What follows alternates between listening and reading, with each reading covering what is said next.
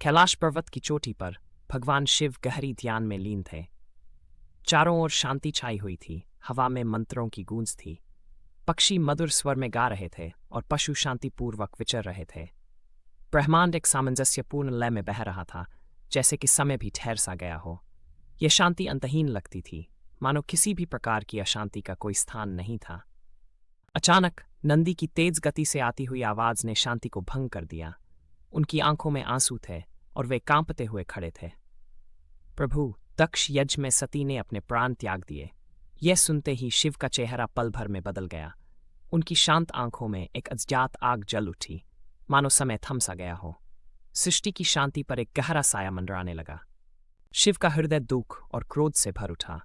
उनके शरीर से ज्वालाएं फूट पड़ी और आकाश में काले बादल छा गए।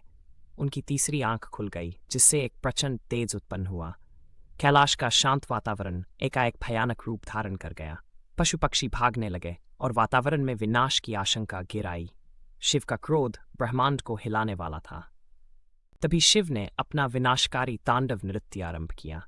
उनके हाथ में डमरू था, जिसकी ध्वनि से अंतरिक्ष गूंज उठा। उनके प्रत्येक चरण से पृथ्वी कांपती थी और उनके नृत्य से अग्नि और प्रकाश फैल रहा था। यह नृत्य रचना और विनाश दोनों का प्रतीक था। शिव के इस नटराज रूप में उनकी शक्ति और क्रोध का पूर्ण प्रदर्शन था। शिव के तांडव के प्रभाव से समस्त ब्रह्मांड कांप उठा।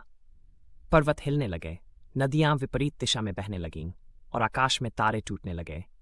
देवता भय से कांप उठे और पाताल लोक तक इस कंपन ने हलचल मचा दी। ये ऐसा लग रहा था मानो प्रलय का समय आ गया हो। शिव का नृत्य सृष्टि के संतुलन को चुनौती दे रहा था। देवताओं ने देखा कि शिव का क्रोध ब्रह्मांड के लिए विनाशकारी हो सकता है। वे विष्णु के पास गए और उनसे प्रार्थना की, हे प्रभु, कृपया शिव को शांत करें। विष्णु ने उनकी विनती सुनी और शिव के सामने प्रकट हुए। उन्होंने शांति का वातावरण बनाने का प्रयास किया, परंतु शिव का क्रोध अभी शांत होने वाला नहीं था। तभी विष्णु ने अपने सुदर्शन चक्र से सती के शरीर के टुकड़े कर दिए। शिव का क्रोध अचानक रुक गया और उन्होंने सती के अवशेषों को देखा। प्रत्येक टुकड़ा पृथ्वी पर गिरकर एक पवित्र स्थान बन गया। शिव का हृदय दुख से भर गया, परंतु उन्हें एहसास हुआ कि यही सृष्टि का नियम है। सती का त्याग हमेशा के लिए अमर हो गया। धीरे धीरे शिव का क्रोध शांत होने लगा। उन्होंने सृष्टि को पुनः संतुलित करने का निर्णय लिया। उनका तांडव रुक गया और ब्रह्मांड में फिर से शांति छा गई। परंतु सती की याद उनके हृदय में हमेशा के लिए बस गई। उन्होंने अपने ध्यान में लौटने का निश्चय किया, परंतु इस बार उनकी आंखों में एक नया संकल्प था। शिव के शांत होने के बाद ब्रह्मांड ने पुनः अपनी गति पकड़ी। पर्वत स्थिर हुए, नदियां अपनी धारा में लौटीं और देवताओं ने राहत की सांस ली। सती के अवशेषों से जगह जगह शक्तिपीठों का निर्माण हुआ, जो आगे चलकर भक्तों के लिए पवित्र स्थल बने।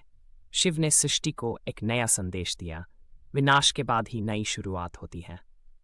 अंत में शिव ने अपनी शांति पुनः प्राप्त कर ली। उन्होंने सृष्टि को यह संदेश दिया कि जीवन में दुख और क्रोध होते हैं, परंतु उनसे ही नई शुरुआत होती है। सती का बलिदान और शिव का तांडव हमें याद दिलाता है कि प्रेम और त्याग की शक्ति अमर है। ब्रह्मांड ने एक बार फिर अपनी शांत गति पकड़ ली, परंतु इस घटना ने सभी को एक गहरा पाठ पढ़ाया।